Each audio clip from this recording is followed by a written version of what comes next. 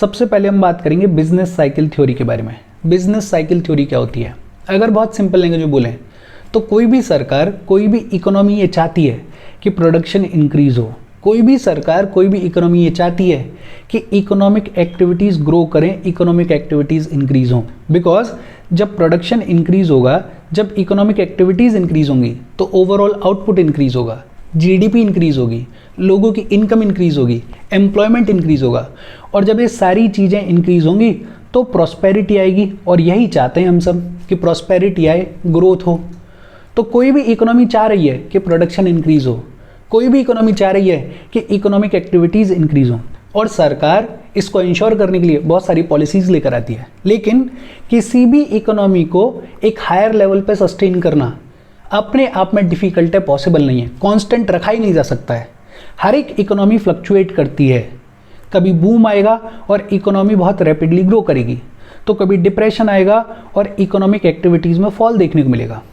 और ये जो बूम और डिप्रेशन है, इसके बीच में जो फ्लक्चुएशंस होते हैं उसी को बुलाया जाता है बिजनेस साइकिल, उसी को बुलाया जाता है ट्रेड साइकिल, उसी को बुलाया जाता है इकोनॉमिक साइकिल। बहुत सिंपल, कोई भी इकोनॉमी क्या चाहती है कि उसमें प्रोडक्शन इंक्रीज हो, उसमें इकोनॉमिक एक्टिविटीज़ इंक्रीज हों। लेकिन हर एक इकोनॉमी में फ्लक्चुएशंस देखने को मिलते हैं। कभी बूम देखने को मिलेगा तो कभी डिप्रेशन देखने को मिलेगा। और बूम और डिप्रेशन के बीच में ये जो फ्लक्चुएशंस होते हैं, इसी को बुलाया जाता है बिजनेस साइकिल, इसी को बुलाया जाता है ट्रेड साइकिल, इसी को बुलाया जाता है इकोनॉमिक साइकिल। और ये जो इकोनॉमिक साइकिल है, या फिर ये कहें कि ये जो बिजनेस साइकिल है, इसके 3-4 फेजेस होते हैं। कौन कौन से फेजेस होते हैं? एक होता है एक्सपेंशन फेज। एक्सपेंशन फेज या इसको इकोनॉमिक बूम भी कहा जाता है। एक्सपेंशन फेज का मतलब प्रॉस्पेरिटी का फेज, एक्सपेंशन फेज का मतलब ग्रोथ का फेज, एक्सपेंशन फेज का मतलब कि प्रोडक्शन इंक्रीज हो रहा है, इकोनॉमिक एक्टिविटीज़ इंक्रीज हो रही हैं, डिमांड इंक्रीज हो रही है, इन्वेस्टमेंट इंक्रीज हो रहा है, आउटपुट बढ़ रहा है, एम्प्लॉयमेंट इंक्रीज हो रहा है, जीडीपी इंक्रीज हो रही है, लोगों की इनकम इंक्रीज हो रही है। अगर एक लाइन में बहुत सिंपल तौर पे बोलें तो इस एक्सपेंशन फेज में इकोनॉमी ग्रो कर रही होती है, इकोनॉमिक ग्रोथ देखने को मिलती है। हालांकि इस एक्सपेंशन फेज में कुछ स्ट्रक्चरल इश्यूज हो सकते हैं, जैसे लैक ऑफ इन्वेस्टेबल कैपिटल। लोग ज़्यादा से ज़्यादा इन्वेस्ट करना चाहते हैं, लेकिन हो सकता है कि लोगों के पास में उतनी इन्वेस्टेबल कैपिटल ना हो, तो ये दिक्कत हो सकती है। इस एक्सपेंशन के फेज में रिडक्शन इन सेविंग्स देखने को मिलती है। लोग सेव कम करते हैं, इन्वेस्ट ज़्यादा करते हैं, तो सेविंग्स में रिडक्शन देखने को मिलता है। ओवरऑल अगर देखें तो ये जो एक्सपेंशन का फेज़ है, ये जो इकोनॉमिक बूम का फेज़ है, ये होता है प्रॉस्पेरिटी का फेज़, ये होता है ग्रोथ का फेज़। ये जो एक्सपेंशन का फेज़ है, इसमें इकोनॉमी ग्रो कर रही होती है, इकोनॉमी ग्रो कर रही होती है। और ग्रो करते करते ये जो इकोनॉमी है, ये पहुंच जाती है अपने पीक पे, ये पहुंच जाती है अपने टॉप पे। और पीक के बाद एक ऐसा फेज़ आता है जब इकोनॉमी कॉन्ट्रैक्ट करने की शुरुआत करती है। बेसिकली इकोनॉमिक एक्टिविटीज़ में फॉल देखने को मिलता है। इसी को कहा जाता है कॉन्ट्रैक्शन फेज, या इसी को कहा जाता है रिसेशन, या फिर इसी को हिंदी में कहा जाता है कि मंदी का दौर चल रहा है। बेसिकली इकोनॉमी में फॉल देखने को मिलता है, इकोनॉमिक एक्टिविटीज़ में फॉल देखने को मिलता है, प्रोडक्शन में फॉल देखने को मिलता है, जीडीपी डिक्रीज हो रही होती है, एम्प्लॉयमेंट में फॉल देखने को मिलता है, और अनएम्प्लॉयमेंट जो है वो रैपिड रेट पे ग्रो कर रहा होता है। इन्वेस्टमेंट में डिक्रीज देखने को मिलता है, कंजम्पशन में फॉल देखने को मिलता है, डिमांड में डिक्रीज देखने को मिलता है, इनकम डिक्रीज हो रही होती है लोगों की। बहुत सिंपल तौर पे अगर बात करें तो ये मंदी का दौर है। इस मंदी के दौर में इकोनॉमी में फॉल देखने को मिल रहा होता है, इकोनॉमिक एक्टिविटीज़ में फॉल देखने को मिल रहा होता है। और अगर 2 कॉन्जिक्यूटिव क्वार्टर्स तक, या फिर ये कहें कि लगातार 6 महीने तक अगर नेगेटिव ग्रोथ रेट देखने को मिले, तो हम ये कहते हैं कि कॉन्ट्रैक्शन का फेज चल रहा है, हम ये कहते हैं कि रिसेशन का फेज चल रहा है। बहुत सिंपल सी बातचीत है। अच्छा, ये जो फॉल देखने को मिल रहा है इकोनॉमिक एक्टिविटीज़ में, अगर ये 1 महीने के लिए, 2 महीने के लिए, तो अपन ये नहीं कहेंगे कि कॉन्ट्रैक्शन है। कब कहा जाएगा? जब 2 कॉन्जिक्यूटिव क्वार्टर्स के लिए, जब लगातार 6 महीने के लिए नेगेटिव ग्रोथ रेट देखने को मिले, तो अपन ये कहते हैं कि कॉन्ट्रैक्शन का फेज है, रिसेशन का फेज है। और अगर यही रिसेशन लंबे टाइम तक चलता रहे, 1-2 साल तक चलता रहे, 2 से ज़्यादा, 3 से ज़्यादा, 3 साल से ज़्यादा तक अगर ये रिसेशन चलता रहे और सभी इकोनॉमिक एक्टिविटीज़ में सीवियर फॉल देखने को मिले, तो हम ये कहते हैं कि ये डिप्रेशन का फेज़ है। अगर ये रिसेशन 3 या उससे ज़्यादा साल तक चलता रहे और इकोनॉमिक एक्टिविटीज़ में सीवियर फॉल देखने को मिले, तो हम ये कहते हैं कि डिप्रेशन का फेज़ है। इसका सबसे बढ़िया एग्जाम्पल है 1929 का ग्रेट इकोनॉमिक डिप्रेशन। इसके बारे में आपने पढ़ा होगा, सुना होगा, एनसीईआरटीज में खूब बातचीत होती है। इस किताब में भी आगे चलते हुए अपन बात करेंगे इस ग्रेट इकोनॉमिक डिप्रेशन के बारे में। इसकी शुरुआत हुई थी यूएसए से, लेकिन इसका इम्पैक्ट पूरी दुनिया ने देखा था, पूरी दुनिया ने फेस किया था। बहुत सिंपल, एक फेज़ है एक्सपेंशन का फेज़, ये है प्रॉस्पेरिटी का फेज़, ये है ग्रोथ का फेज़। अगर एक लाइन में बोलें तो हमारी इकोनॉमी ग्रो कर रही होती है इस एक्सपेंशन के फेज़ में। एक्सपेंड करते करते इकोनॉमी पहुंच जाती है अपने पीक पे, अपने टॉप पे, और उसके बाद एक ऐसा दौर आता है जब इकोनॉमिक एक्टिविटीज़ में फॉल देखने को मिलता है, और इसको बुलाया जाता है कॉन्ट्रैक्शन फेज़, इसको बुलाया जाता है रिसेशन का फेज़। मंदी का दौर होता है इकोनॉमिक एक्टिविटीज़ में, और उसके जितने भी इंडिकेटर्स हैं उन सब में फॉल देखने को मिलता है। अगर 2 कॉन्जिक्यूटिव क्वार्टर्स तक, या फिर अपन ये कहें कि लगातार 6 महीने तक नेगेटिव ग्रोथ रेट देखने को मिले, तो हम ये कहते हैं कि रिसेशन आ रखा है, कॉन्ट्रैक्शन का फेज चल रहा है। और अगर यही रिसेशन लंबे टाइम तक चलता रहे, अगर रिसेशन लॉन्ग लास्टिंग हो और सीवियर फॉल देखने को मिले इकोनॉमिक एक्टिविटीज़ में, तो उसे हम कहते हैं डिप्रेशन। और एकदम से इकोनॉमी नीचे चली जाती है, इसको बोलते हैं ट्रफ। क्या बोलते हैं? ट्रफ। लेकिन कोई भी इकोनॉमी फॉर एवर डिप्रेशन में नहीं रह सकती, कोई भी इकोनॉमी फॉर एवर रिसेशन में नहीं रह सकती है। एक बार फिर से इकोनॉमी ग्रो करने की शुरुआत करती है, एक बार फिर से इकोनॉमी प्रॉस्पेरिटी की तरफ मूव करने की शुरुआत करती है, और इसको बुलाया जाता है रिकवरी फेज। क्या बुलाया जाता है? Recovery phase. और इस रिकवरी फेज में गवर्नमेंट का बड़ा इंपॉर्टेंट रोल है, गवर्नमेंट की पॉलिसीज़ का बड़ा इंपॉर्टेंट रोल है। इस रिकवरी फेज में बैंक्स का बड़ा इंपॉर्टेंट रोल है। आगे चलते हुए हम बात करेंगे फिस्कल पॉलिसी के बारे में, हम बात करेंगे मॉनेटरी पॉलिसी के बारे में। सरकार और बैंक्स जो हैं अपनी इन पॉलिसीज़ को यूज़ करके डिमांड को पुश करने की कोशिश करते हैं ताकि इकोनॉमी में रिकवरी आए। ये फिस्कल पॉलिसी क्या होती है, मॉनेटरी पॉलिसी क्या होती है, इसके बारे में अपन डिटेल में बातचीत करेंगे आगे चलते हुए।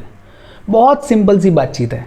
एक तो हम तो ये चाहते हैं कि इकोनॉमी हमेशा ग्रो करती रहे, हम ऐसी पॉलिसीज़ बनाते हैं, सरकार ऐसी पॉलिसीज़ बनाती है, लेकिन ऐसा होता नहीं है। हर एक इकोनॉमी में फ्लक्चुएशंस देखने को मिलते हैं। कभी इकोनॉमी में बूम देखने को मिलेगा तो कभी डिप्रेशन देखने को मिलेगा, और बूम और डिप्रेशन के बीच में ये जो फ्लक्चुएशंस होते हैं इसी को बुलाया जाता है बिजनेस साइकिल, इसी को बुलाया जाता है ट्रेड साइकिल, इसी को बुलाया जाता है इकोनॉमिक साइकिल। और ये जो इकोनॉमिक साइकिल है या बिजनेस साइकिल है, इसके 4 फेजेस हैं। कौन कौन से 4 फेजेस हैं? देखो, एक होता है एक्सपेंशन का फेज। एक्सपेंशन का फेज मतलब ग्रोथ का फेज, एक्सपेंशन का फेज मतलब प्रॉस्पेरिटी का फेज, एक्सपेंशन का फेज मतलब इकोनॉमी ग्रो कर रही है, इकोनॉमिक एक्टिविटीज़ ग्रो कर रही हैं। एक्सपेंड करते करते इकोनॉमी अपने पीक पे पहुंच जाती है, अपने टॉप पे पहुंच जाती है। और इसके बाद एक ऐसा फेज आता है जब इकोनॉमिक एक्टिविटीज़ में फॉल देखने को मिलता है। अगर 2 कॉन्जिक्यूटिव क्वार्टर्स तक, या फिर ये कहें कि लगातार 6 महीने तक नेगेटिव ग्रोथ रेट देखने को मिले, तो हम ये कहते हैं कि कॉन्ट्रैक्शन का फेज है, हम ये कहते हैं कि रिसेशन चल रहा है।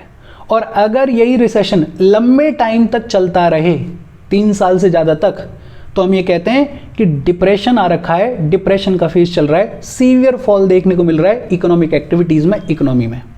लेकिन एक बार फिर से इकोनॉमी रिकवर करने की शुरुआत करती है, इकोनॉमी वापस से ग्रो करने की शुरुआत करती है, और इसको बुलाया जाता है रिकवरी फेज। क्या बुलाया जाता है? Recovery phase. और इस रिकवरी फेज में गवर्नमेंट की पॉलिसीज़ और बैंक्स का बड़ा इंपॉर्टेंट रोल है।